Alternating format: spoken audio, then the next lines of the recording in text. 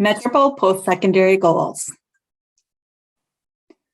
The learning objectives for this section of the series include establishing an understanding of measurable post-secondary goals, review purpose of measurable post-secondary goals, define the three types of measurable post-secondary goals, and provide examples of measurable post-secondary goals in all three areas. The procedural requirement states the IEP must include appropriate measurable post-secondary goals based upon age-appropriate transition assessments related to training, education, employment, and where appropriate, independent living skills. Compliance identifies three areas of goals that must be addressed in the student's post-secondary transition plan. They include education or training, employment, and where appropriate, independent living. The transition goals are post-secondary goals which address what the student's goals are after they exit high school based on the age-appropriate transition assessment. You will learn more about age-appropriate transition assessments in the next section of this course. As stated in the procedural requirements, measurable post-secondary goals are addressed in three areas: education or training, employment, and independent living where appropriate. Purpose of these goals are to guide IEP teams in designing relevant instruction, services, and coordination with outside agencies to meet the post-secondary goals of the student.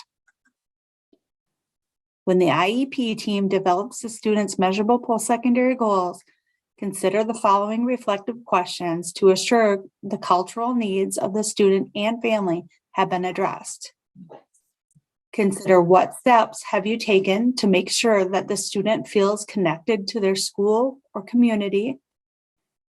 Are the student and family values and beliefs carried out in the post-secondary goal transition goals?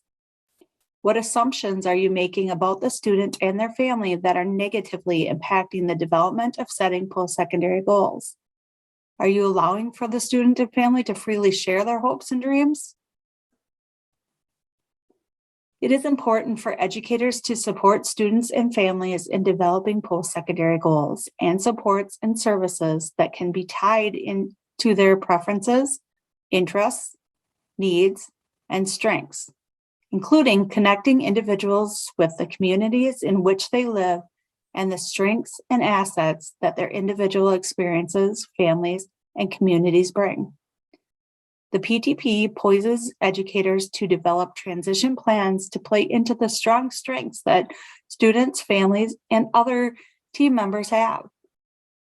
With the inclusion of these assets, not only increases student engagement, but also ties directly to student achievement.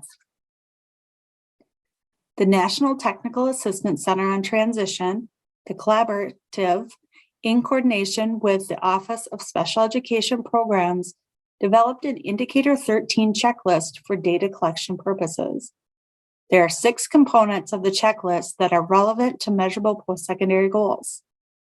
These components include: 1, is there an appropriate measurable post-secondary goal in the area of employment, education and training, and independent living? 2, is the post-secondary goal updated annually?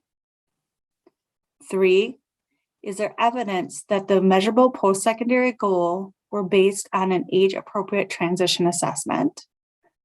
4, are there transition services in the IEP that will reasonably enable the student to meet their post-secondary goals? 5, do the transition services include course of study that will reasonably enable the student to meet their post-secondary goals? And 6, is there annual IEP goals related to the student's transition services needs? The PTP brings you through minimal compliance, meaning it will meet the requirements of the law. The compliance or best practice buttons within the PTP provide more information on the section of the PTP you are writing. Within the button, You will find the procedural requirements along with effective practices to move transition goals forward. A list of resources will also be provided for you to gain more information when writing an effective practice PTP.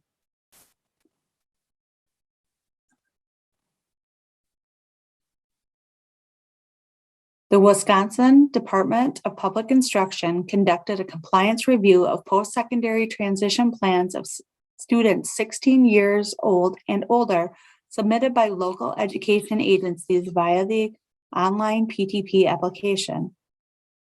Many of the compliance errors detected arose at the 3 points during the transition planning process where the other option is available to manually enter information regarding post-secondary goal in the area of education training, employment, and also transition services. When using other, IEP teams must use caution to ensure a compliant goal or transition service is specified. When creating a goal using other, remember to identify the training needed, type of training, who will provide the training, and where the training will occur. In the next video session, I will define the 3 types of measurable post-secondary goals and provide examples of measurable post-secondary goals in all 3 areas.